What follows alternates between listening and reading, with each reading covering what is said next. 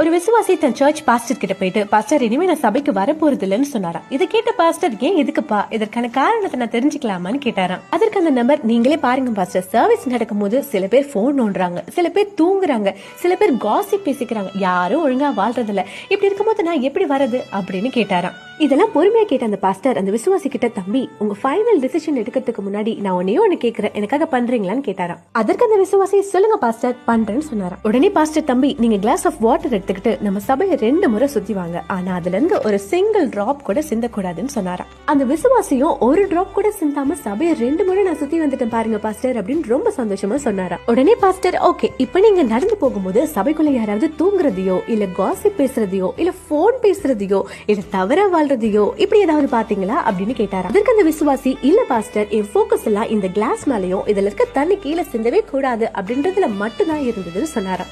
இதுல இருந்து அந்த பாஸ்டர் என்ன சொல்ல வராருன்னு உங்களுக்கே புரியும் நினைக்கிறேன். இப்ப நீங்க சொல்லுங்க, உங்க போக்கஸ் யார் மேல இருக்கு? மற்றவர்கள் பண்ற குறைகள் மேல இருக்கா இல்ல ஆண்டவர் மேல இருக்கா? நோய்களை குணமாக்குற ஹாஸ்பிட்டல்ல தானே நோயாளிங்க இருப்பாங்க, அப்படித்தான் எதுவும். சோ சபையை குறை சொல்லாம ஆண்டவர் மேல உங்க போக்கஸ் வைங்க. ஆமென்.